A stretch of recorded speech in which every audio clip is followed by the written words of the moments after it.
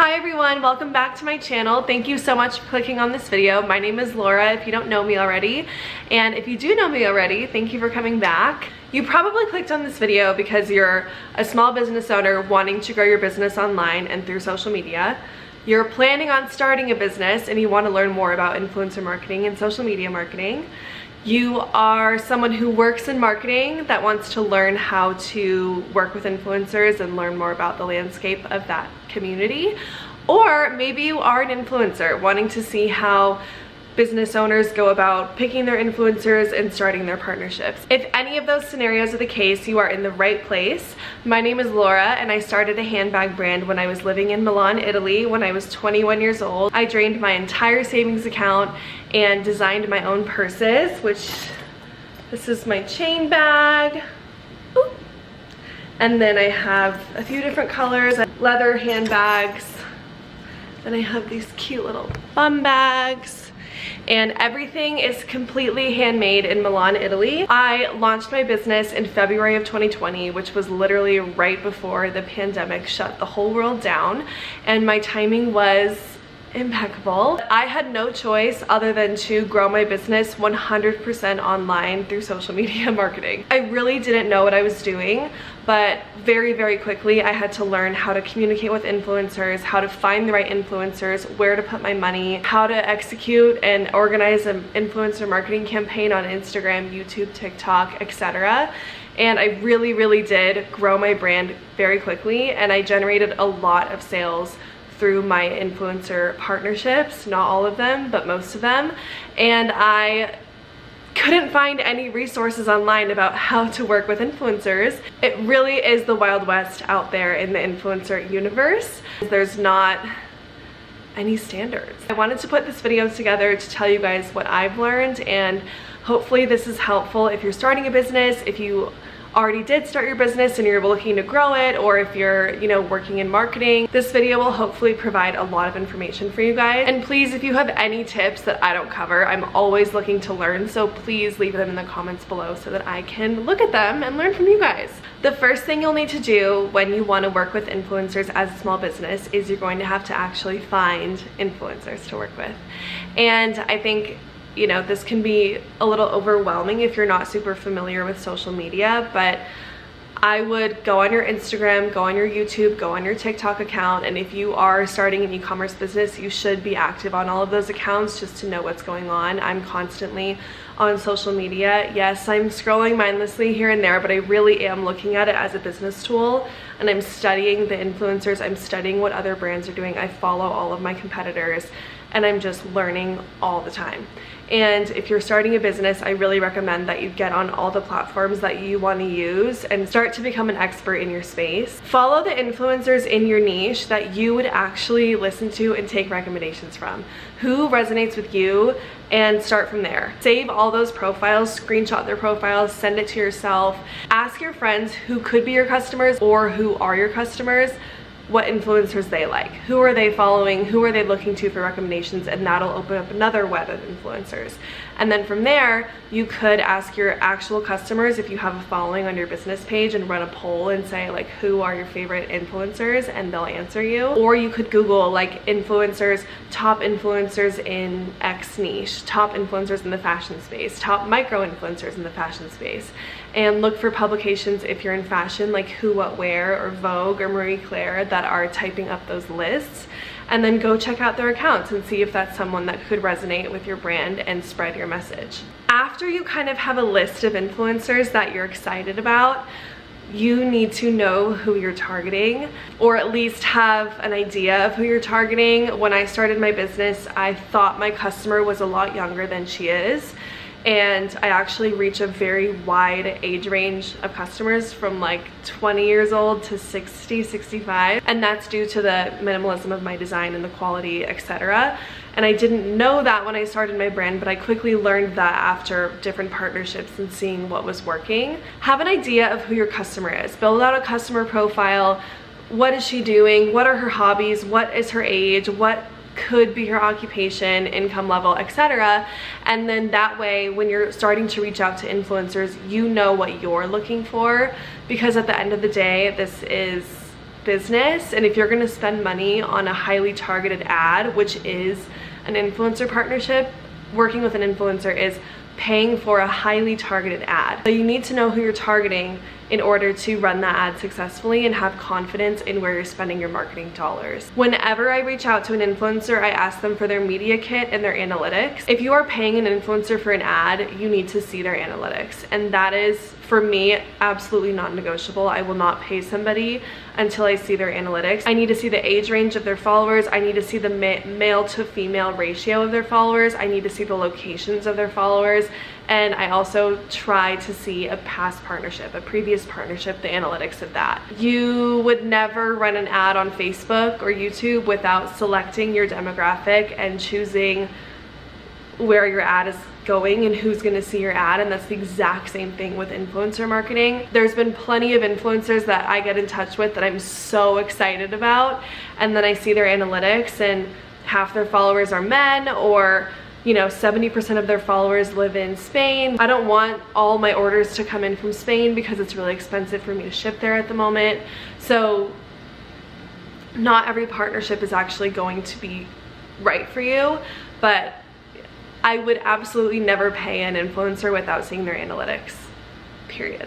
The other question that I get asked a lot is the difference between gifting and paid collaborations. I think there's a lot of gray area here when people aren't familiar with influencer marketing. I get a lot of questions of like, oh my gosh, did this influencer buy this bag from your website? And I'm like, no, this was a partnership. Or, are you actually paying these people, or are they just liking your product and posting with it? Like, it just feels like unless you are in the space, it's really hard to understand what's going on. And so I have worked with influencers on a gifting level and also through paid partnerships. And they are two very different things. I mean, micro influencers, which are smaller influencers, which I actually really heavily prefer. When I gift to a much smaller micro influencer that's just trying to get started, I will gift in exchange for a post. So like they have to post or use it or post it in their story if I gift it to them, because I am losing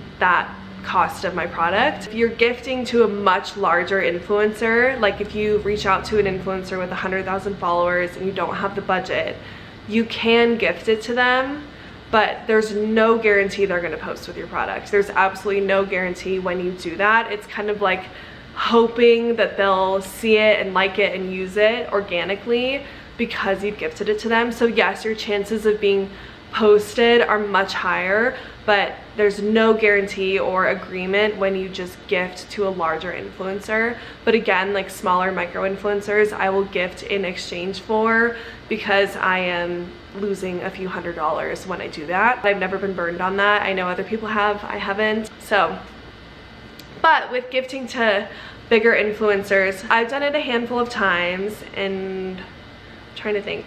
One of the times it really worked out for me, and I ended up having a very large reputable influencer from The Bachelor use her Vogel bag a lot and tag it in everything on Instagram and YouTube, and it was incredible. I messaged her saying I was, starting this business. I'd love to give one to her, like not asking for anything in return. She responded and said, oh my gosh, I love your business. I would love to have a bag. So I sent her one, no expectations at all, and within a few weeks she was posting like regularly with my product, and it really helped me grow my business. And I later sent her a card just saying like thank you so much. But that one really worked out for me. There's been a lot of other times where I've gifted to large influencers and nothing's come out of it, but you never know, maybe in a year they start using it, I don't know. And then paid collaborations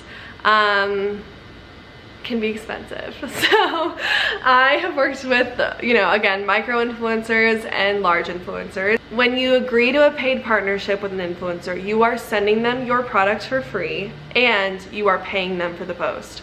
So it is, expensive, but if you're working with the right people and they believe in what you're doing, it will grow your brand a lot faster than just running ads on Facebook.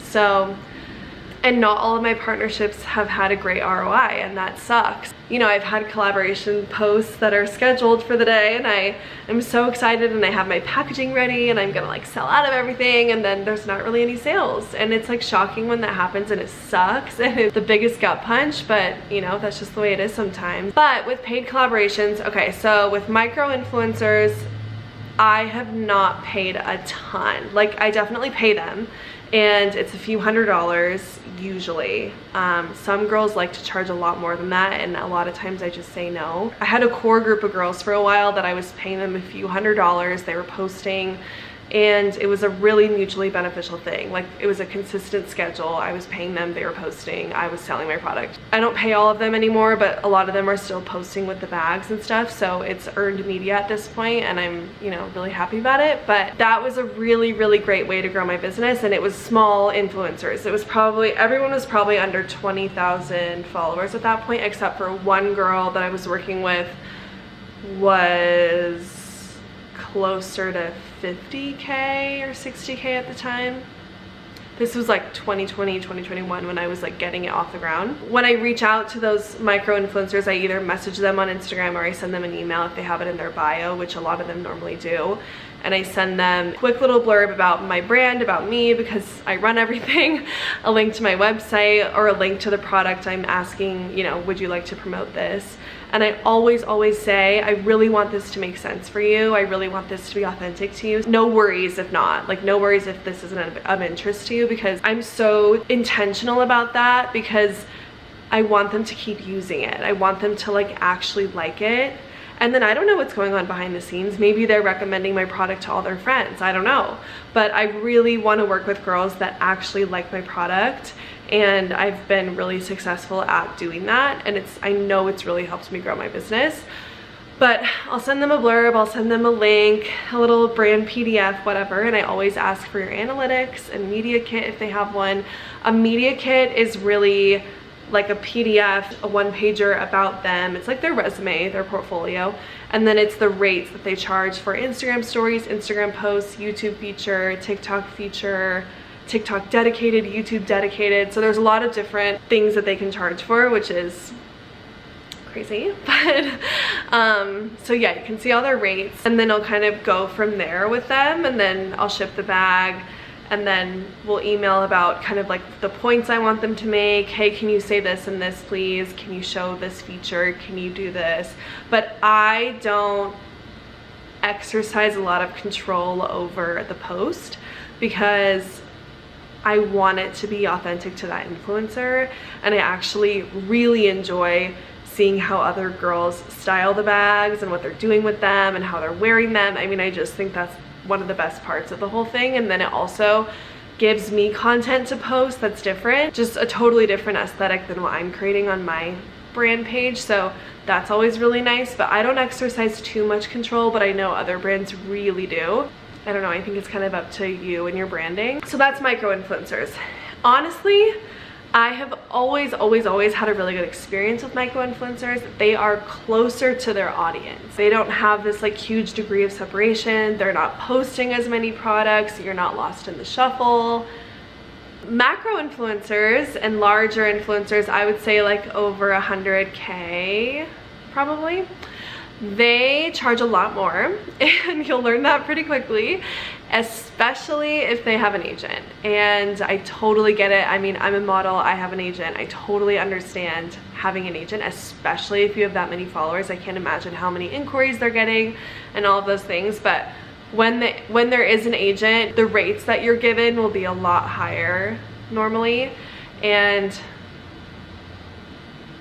I don't know, I've said no to a lot of partnerships after reaching out, because I do my own research and I see their analytics, and it doesn't always seem like the best business decision for me. Like, instead of spending $3,000 here, I could work with 6 micro influencers for $500, you know, and spread my eggs out further than that. I mean, it's again the wild west, and you're literally just making these decisions. But working with a macro influencer, for me, I've had a few be really successful and like totally worth the money, and I've had a few literally be crickets on my end, and I lost a lot of money. As long as you're doing your research and asking for analytics, if there's an agent, I would 100% say, like, I need to see past partnerships. Has she worked with anyone like my brand? Did it go well? Can I see the results of a previous Instagram story partnership if that's what I'm paying for? It can be really expensive and it's kind of a gamble. I'm still learning so much, but it's definitely a really interesting landscape in these influencers. I mean, you've got to give it to them. They have created a platform and a personal brand that is so valuable to all these other businesses. I mean, I could run a Facebook ad for months on end and still not see the same results that I saw with some of my influencer partnerships, like in a day. And I really mean that. I mean, I've had influencers sell out of my entire product in a day. It's like addicting. It's like this rush of, oh my gosh, okay, let's do it again. Who's the next one? Let's do it again. It's a really fun thing to do, like in the marketing world. I absolutely love it, but it is risky, but so is starting a business at all. So if you're doing that, I'm sure you're a little bit, you know, comfortable with taking a risk. I do negotiate rates. That's always something I'm asked to do, negotiate. I do think a lot of influencers give a high rate up front because they don't really know what the brand's budget is, and then I always kind of negotiate a little bit, or if the rate's fine, I just go with the rate. I mean, I don't want to pay people less than what they're worth, but when I feel like it's over quoted, I do kind of talk about that. The other thing that I do now is, you know, I have these benchmarks of, well, I worked with this person who had X amount of followers and this is the ROI that I got. So am I gonna be able to profit after spending thousands of dollars on our partnership? So it's kind of like those things too. Now that I'm a little bit more established, I have those benchmarks to look at and can kind of negotiate a little better. I've been so excited about some influencers, and then I see the analytics and I'm like, shoot, like I really wanted to work with you, but I just don't think it's gonna make sense. And once you do have a big partnership, you'll probably see a handful of influencers start messaging your account. So I always find people that way too. I mean, these influencers have totally changed the game when it comes to marketing and advertising. They have created a community of people that are similar, that follow them for their opinion. So it's not only like paid advertising, it's word of mouth marketing too, which is so powerful. And so if you're working with an influencer who has a really engaged audience and is really kind of like an authority in their space, it's gonna work out for you if you have a strong product. The other big tip I would give to any business owner that is working with influencers or, you know, marketing person, you need to have strong landing pages and a strong social media account, because when that influencer tags you, everyone's going to click on it and go look at your stuff. And you need to be prepared for that and have stories posted. You need to have educational things on your Instagram. You need to have good imagery. You need to have, you know, your products readily linked on your account so people can easily shop it. Have that already on your side so that when the ball's in your court, once they've tagged you, you can complete the sale. As a business owner, just know who you're going after and know what you're worth and know what your product is worth and how much you're willing to spend, and always have your ROI in mind. Keep it as profitable as you can, even though this is kind of a gamble sometimes. Just try to be smart with your money and don't force anything if it doesn't feel right. Like if they don't have the right audience or if you don't feel like they're excited about your product, don't force it, because there's so many influencers out there now that it's not super hard to find good people that want to support what you're doing and actually believe in what you're doing. Check the description box below for my handbag website and Instagram so you guys can kind of see that. And please leave any questions below and I'll get back to you as soon as I can. Or if you have any tips that I didn't touch on, please leave them below, because I'm always wanting to learn about this and, you know, broaden my scope. Thank you so much for watching. If you are starting a business, I sincerely wish you the best of luck, and I will continue making business oriented videos on my channel. If you learned anything from this video, which I really hope you did, please like and subscribe to my channel down below. Thank you so much for watching, and I will see you in the next video.